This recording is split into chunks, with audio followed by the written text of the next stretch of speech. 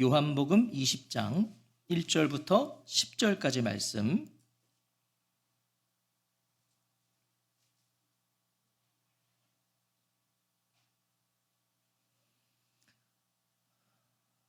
찾으신 줄 알고 우리 한 절씩 교독하겠습니다. 제가 먼저 요한복음 20장 1절을 읽겠습니다.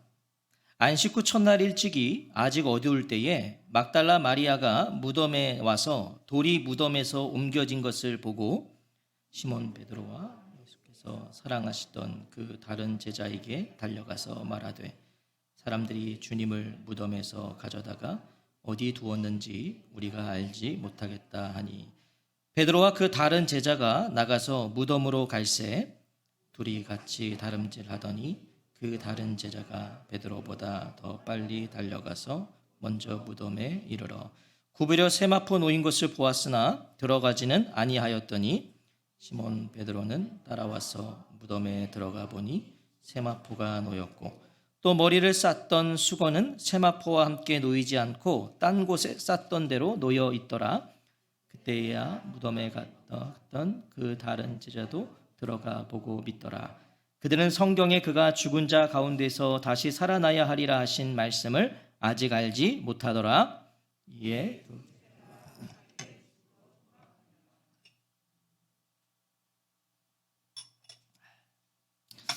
오늘은 살아나시다 첫 번째 시간 들어가 보고 믿더라.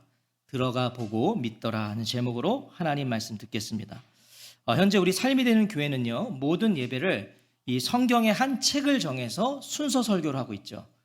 아침에는 빌립보서, 수요일은 누가복음, 금요일은 사사기. 주일도 우리가 원래 이제 베드로전서를 나누고 있었지만 오늘 주일 예배부터는 한 주제를 정해서 시리즈로 설교를 해보려고 합니다. 그러니까 모든 예배를 다 이렇게 강해라고 하니까요, 좀 그런 것 같아서 주일은 주제를 정해서 이렇게 하는 것으로 한번 해보려고 해요.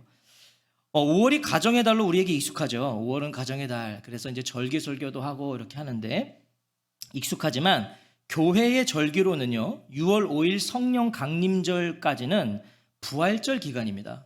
원래 부활주일 그냥 하루로 끝나는 게 아니라 원래 이렇게 부활절 기간이에요. 그래서 5월 1일 오늘은요, 부활절 셋째 주일입니다. 부활절 셋째 주일.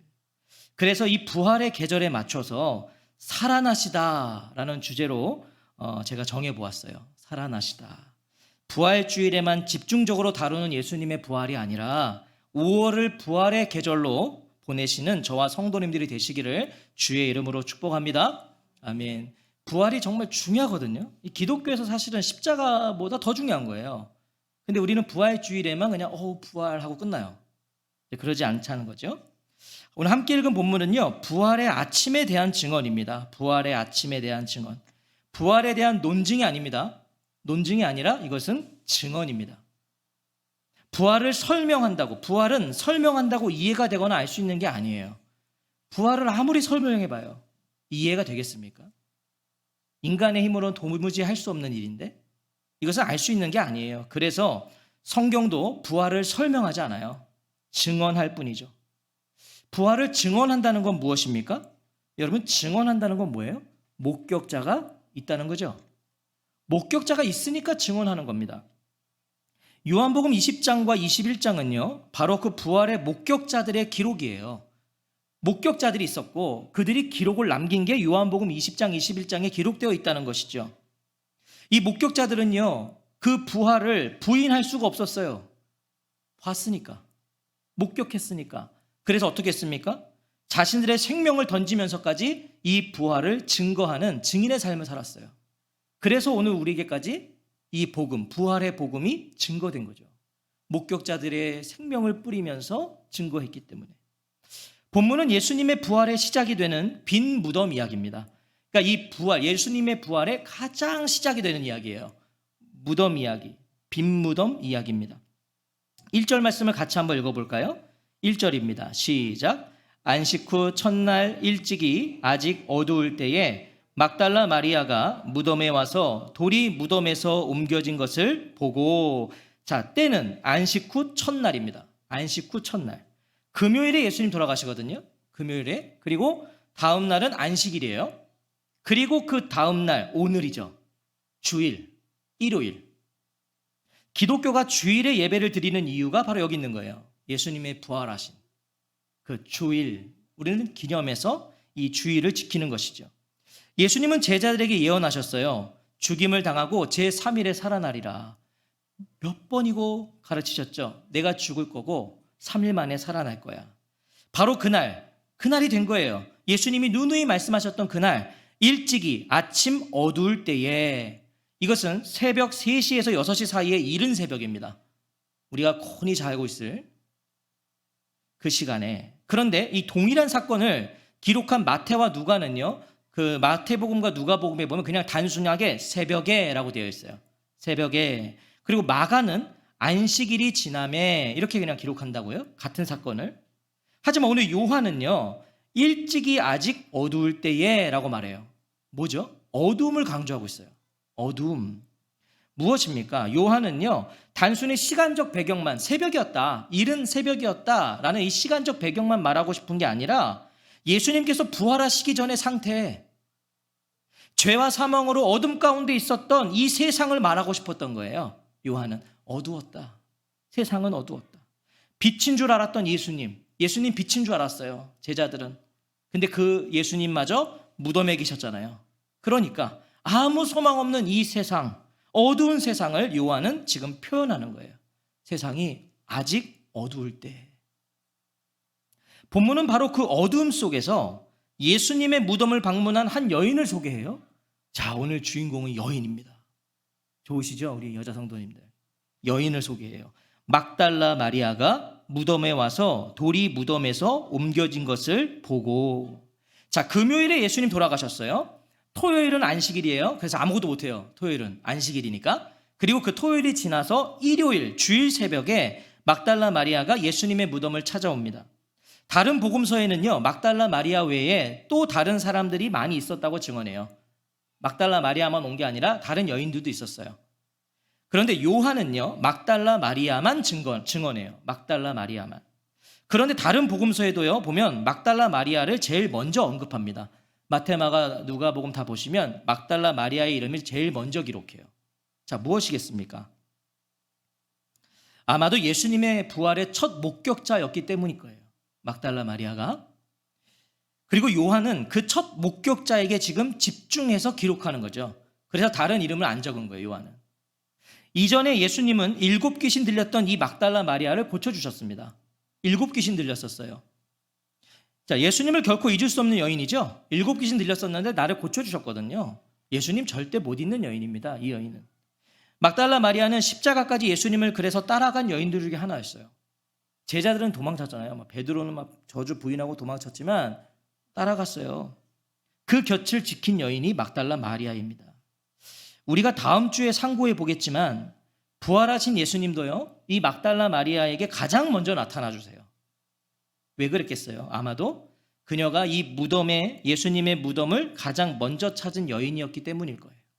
예수님도 그것을 아시고 나타나 주셨을 거예요. 자, 그럼 왜 막달라 마리아는 마치 이 안식 후 첫날, 주일, 일요일을 마치 기다렸다는 듯이 이른 새벽에 예수님의 무덤을 찾았을까요? 이 아직 어두울 때, 해도 뜨기 전에 마치 이때만을 기다렸다는 것처럼 찾아왔을까?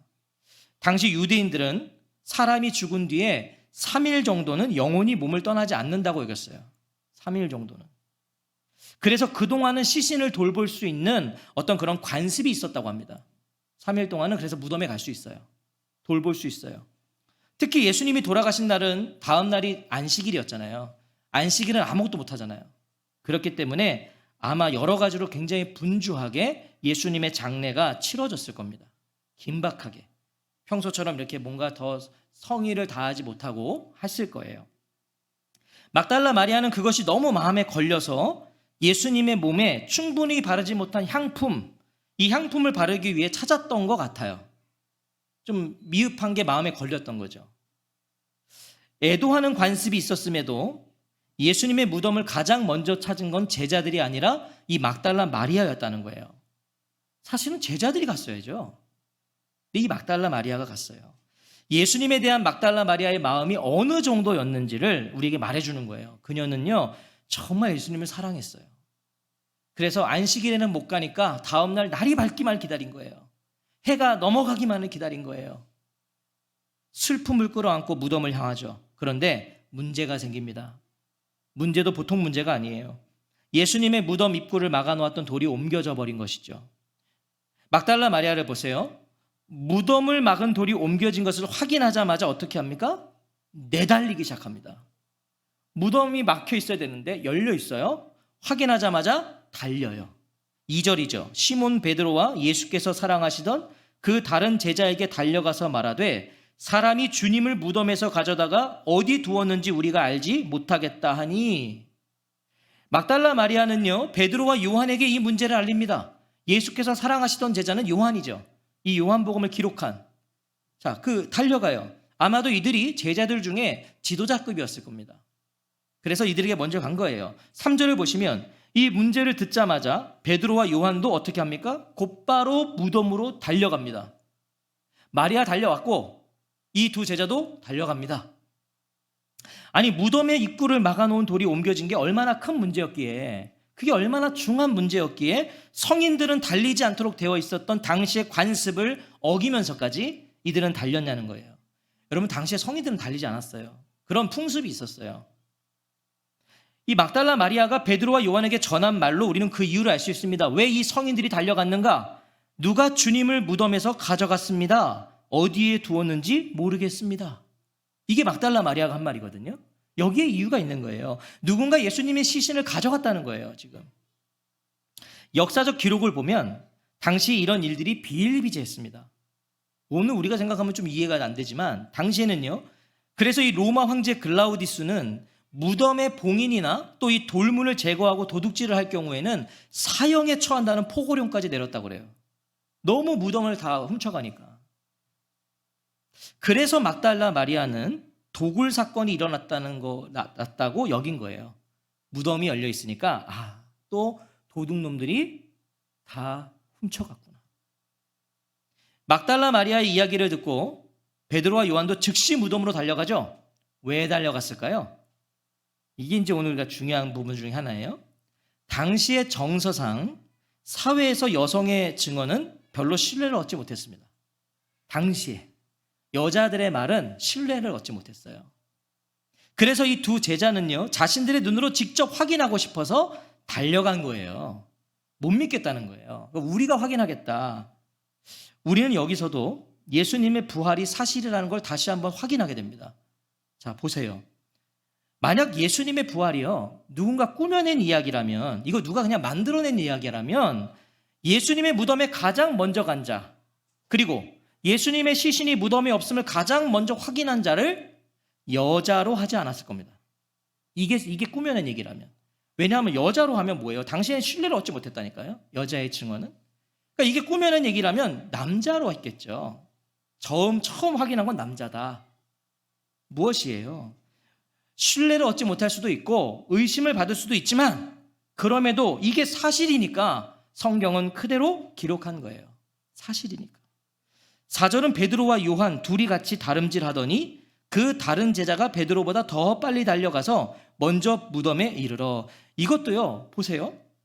둘이 달려갔어요. 요한이 베드로보다 먼저 무덤에 도착했다는 당시의 상황을요, 너무 과하다 싶을 정도로 기록해요. 이거 사실 뭐 중요한 거 아니잖아요. 둘이 달려갔는데 요한이 먼저 도착했다. 너무 상세하게 기록해요. 그만큼 사실 그대로를 전하고 싶었던 거예요. 이 먼저 도착한 요한이 이 요한복음을 기록한 요한이잖아요. 자기가 먼저 도착했어요. 베드로는요, 제자들 가운데 나이가 제일 많았습니다. 그리고 요한은 가장 어렸어요. 그러니까 사실은 더 빨랐죠. 요한이 그래서 빨랐어요. 그리고 무엇보다 요한은 아까 서두에 말씀드린 대로 십자가에 달리신 예수님의 모든 과정을 지켜봤어요. 그렇다면 요한은 어디도 알아요? 예수님의 무덤의 위치도 베드로보다는 정확히 알았을 거예요. 그러니까 먼저 달려가는 거예요. 체력도 체력이지만 베드로는 요한을 따라갈 수밖에 없죠. 정확히 어딘지 모르니까. 그런데 5절을 보시면 먼저 도착한 요한이 무덤에 들어가지는 않았다라고 증언해요. 아니, 먼저 도착했는데 무덤에 들어가지를 않아요? 들어가지는 아니하였더니 이렇게 돼 있잖아요. 예수님의 무덤에 먼저 도착했음에도 들어가지 않고 입구에서만 확인해요. 여러 가지 이유가 있을 거예요. 먼저 요한은 두려웠던 거예요. 두려웠어요. 왜냐하면 그는 예수님의 십자가형을 곁에서 다 지켜봤어요. 예수님께서 얼마나 참혹하게 죽으셨는지를 그는 다 봤어요. 차마 그 예수님의 만신창이가 되어버린 그 모습을 다시 보기는 어려웠을 거예요. 그는 예수님을 사랑했으니까. 차마 그 모습 볼 수 없었을 거예요. 또한 무덤에 들어가면 당시에는 뭐죠? 부정하다 여김을 받았잖아요. 아마 그래서 또 안 들어갔을 수도 있었는지도 몰라요. 아니면 단순히 평소의 성격대로 그는 신중하고 조심스럽게 행동한 것인지도 몰라요. 아마 저는 요한처럼 저도 그랬을 거예요. 저는 굉장히 섬세하고 이렇게 소심하고 막 이러니까 저는 섣불리 못 들어갔을 것 같아요. 저는 아마 쳐다도 안 봤을 수도 있어요. 자, 이유가 무엇이든요, 요한은 무덤 안으로 들어가지 않아요. 자, 하지만 베드로를 보세요. 베드로는 굉장히 멋있습니다. 6절에 보시면 시몬 베드로는 따라와서 무덤에 들어가 보니, 자, 뒤따라온 베드로는 무덤에 도착하자마자 너무 자연스럽게 마치 자신의 집에 들어가듯이 곧장 거침없이 무덤 안으로 들어갑니다. 여러분, 이게 베드로예요. 뭐 재는 게 없습니다. 베드로는 우리가 아는 베드로답게 행동하죠. 베드로는 그런 거 없거든요. 베드로는 그냥 예수님을 자기가 지키겠다고 그냥 오면 그냥 막 귀 자르고 그냥 먼저, 그리고 예수님한테 혼나고, 이게 베드로거든요. 거침이 없어요. 부활하신 예수님을 보고 요한이 주님이시다 그러면 베드로는 어떻게 하죠? 주 하면 그냥 바로 바다에 들어가죠. 이게 베드로였어요. 앞뒤 잴 거 없어요. 잘 선택하십시오. 요한의 길을 걸을지 베드로의 길을 걸을지 둘 다 주님의 제자입니다. 막달라 마리아의 말이 사실인지 내 눈으로 직접 확인해야 됐다는 거예요, 베드로는. 그래서 그냥 들어가는 겁니다. 무덤 입구에서 요한은 세마포가 놓인 것을 보았으나 무덤 안으로 들어간 베드로는 세마포가 놓였고 또 머리를 쌌던 수건은 세마포와 함께 놓이지 않고 딴 곳에 쌌던 대로 놓여 있더라. 좀 더 정확하게 무덤 안의 상태를 보죠. 베드로는 들어갔으니까. 여기서 세마포는요, 고운 배로 성막의 재료나 제사장의 의복 재료로 사용되었어요. 그러니까 이것은 굉장히 고가입니다. 비싼 천이에요. 눈처럼 하였어요. 그래서 이 세마포는 장례용 수의로도 사용되었어요. 그래서 지금 이렇게 다 두른 거죠. 당시 왜 도굴 사건이 많았는지를 말해주는 거죠. 이게 비싼 천이거든요. 그러니까 이제 들어가서 훔쳐가는 거예요. 하지만 예수님의 무덤에는 그 비싼 세마포가 그대로 있습니다. 자, 오늘 여기부터 잘 들어보셔야 돼요. 그 비싼 세마포가 그대로 있었다. 무엇이죠? 누군가 일단 예수님의 시신을 가져가지 않았다는 의미죠. 비싼 천이 그대로 있어요. 도굴한 거라면 세마포를 두른 채로 가져가야죠. 여러분, 도둑이 거기서 지금 훔치는데 거기서 이걸 또 다 풀었을까요? 그럴 여유가 어디 있어요. 일단 들고 가야죠. 자, 그리고 무엇보다 무덤 안의 상태를 다시 자세히 보세요.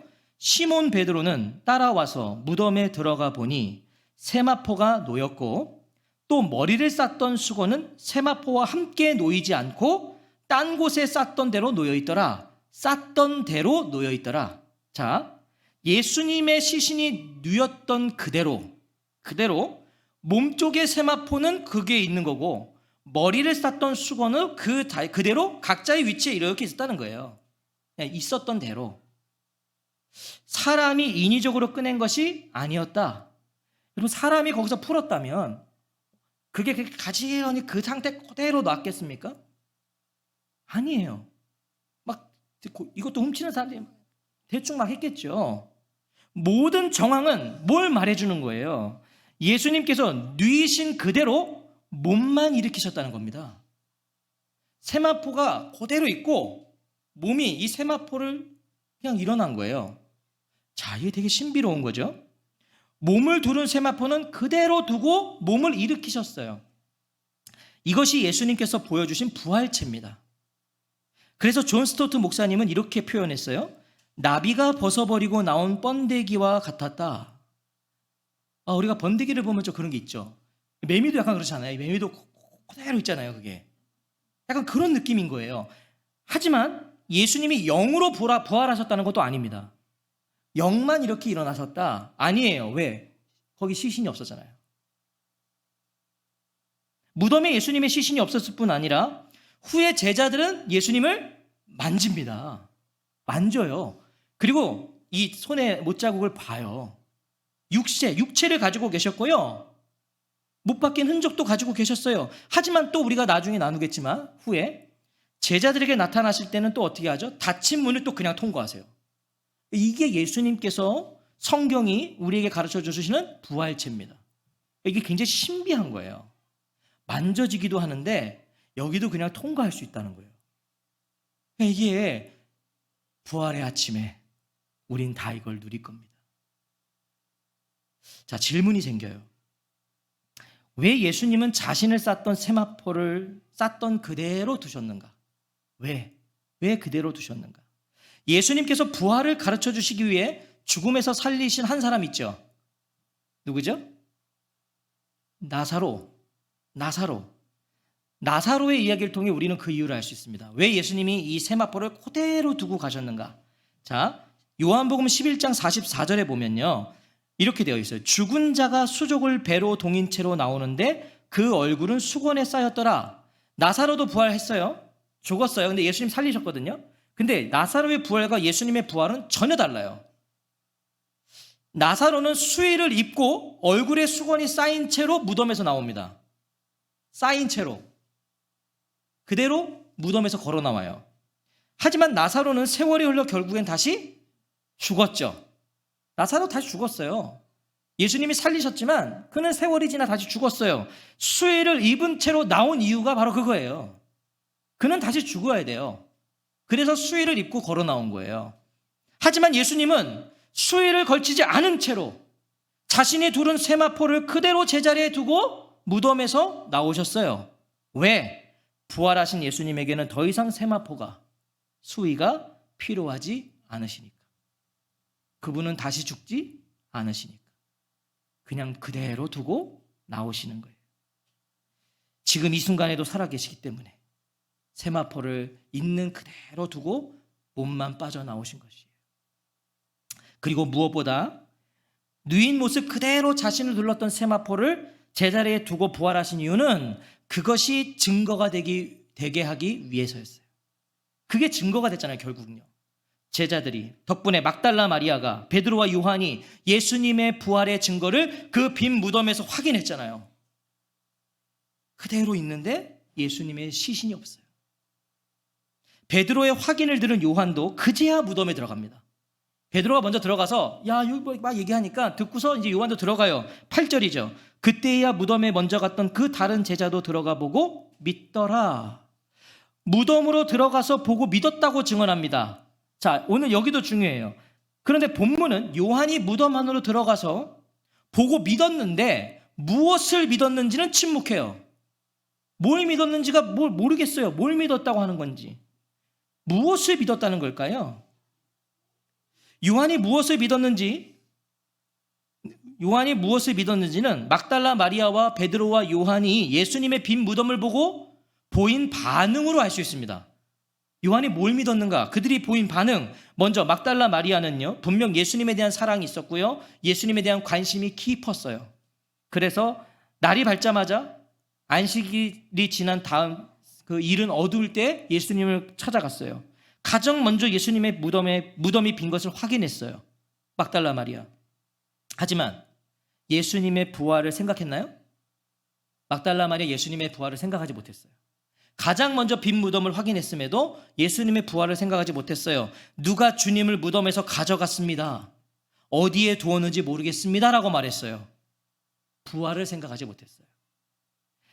누군가 도굴해 갔다고 여겼죠. 베드로와 요한은 어떻습니까? 막달라 마리아의 이야기를 듣고서 그들은 믿지 않았어요. 자, 예수님은 생전에 제자들에게 수차례 말씀하셨어요. 뭐라고? 죽임을 당하고 제3일에 살아날 거야. 누누이 제자들에게 말씀하셨어요. 만약에 막달라 마리아의 얘기를 들었을 때 무덤이 비었다 들었을 때 제자들은 가장 먼저 주님이 부활하셨구나를 생각했어야 돼요. 하지만 제자들은 그 말을 믿지 못했죠. 막달라 마리아의 말을 믿지 못해서 달려간 거예요. 우리가 확인하겠다고. 예수님의 죽음은요, 그만큼 분명했고요. 그러니까 믿을 수 없을 만큼 그렇게 참혹하게 죽은 분이 살아난다? 이 믿을 수 없는 거예요. 그만큼 분명한 죽음이었고 참혹했고 예수님이 말씀하신 그 부활은 감히 상상조차 할 수 없는 것이었다는 거예요. 그러니까 누구도 부활을 떠올리질 못하는 거예요. 그럼 8절에 그때야 무덤에 먼저 갔던 그 다른 제자도 들어가 보고 믿더라는 건 무엇을 믿었다는 겁니까? 그럼 뭘 믿었다는 거예요? 예수님의 부활을 믿었다는 것이 아니에요.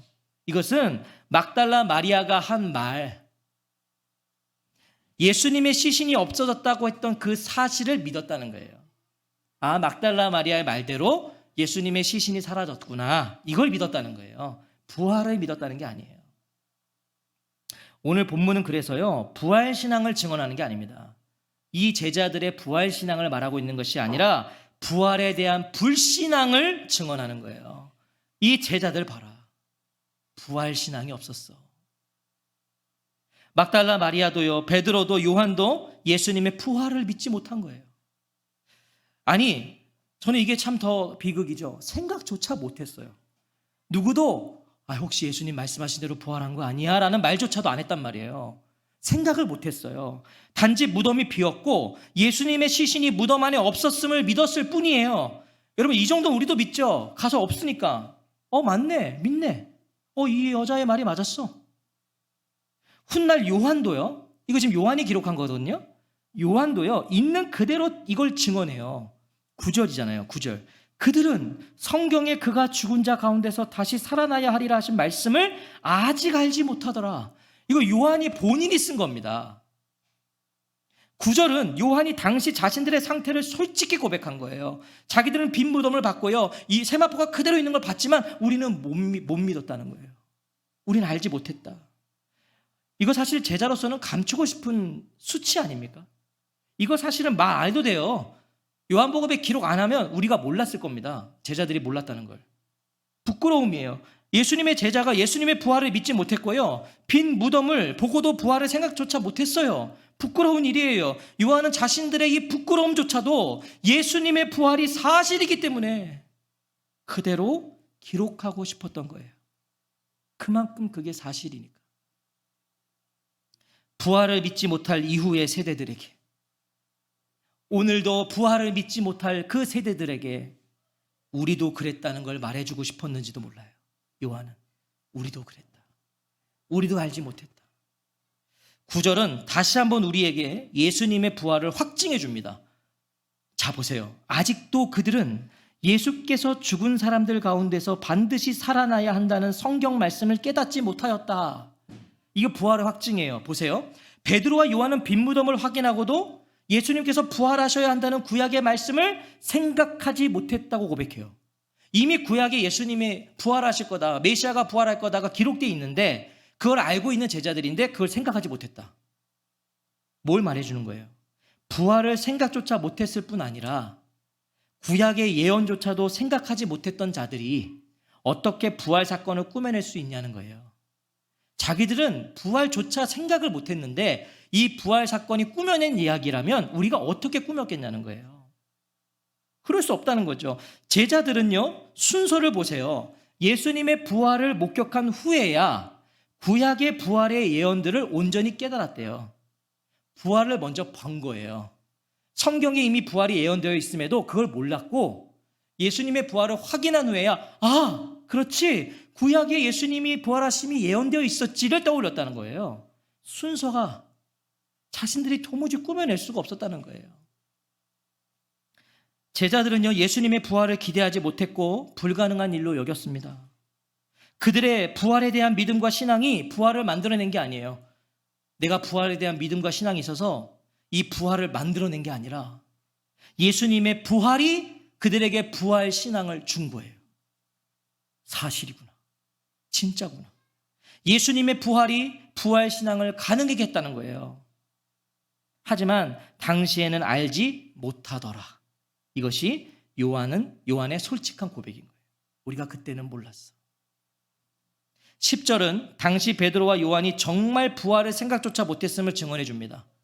이들은 정말 몰랐어요. 생각조차 못했어요. 10절 말씀을 같이 읽겠습니다. 시작. 이에 두 제자가 자기들의 집으로 돌아가니라.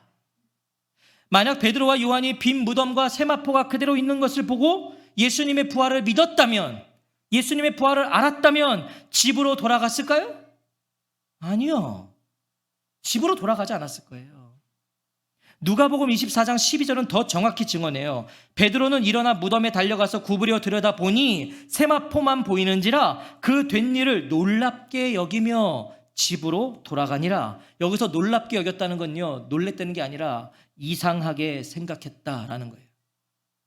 빈 무덤을 보고 베드로가 이상하게 생각했어요. 부활을 생각하지 못했어요. 그래서 집으로 돌아가요. 만약 이들이 그것으로 예수님의 부활을 확신했다면, 예수님 말씀하신 대로 부활했음을 확신했다면 처음 무덤에 달려왔을 때처럼 그들은 부활의 증인으로 예수님의 부활을 증거하기 위해 더 힘차게 내달렸을 거예요. 안 그랬겠냐고요. 이게 부활이었음을 알았다면 그들은 사람들을 향하여 내달렸을 거예요. 제자들에게 갔을 거예요. 부활의 증인이 됐을 거예요. 하지만 자기들의 집으로 돌아가니라. 집으로 가는 거예요. 무덤에 와보지 않았던 다른 제자들과 조금도 다르지 않은 상태로 돌아가는 거죠. 빈 무덤을 봤는데도 그냥 보지 못한 사람들하고 똑같이 사는 거예요.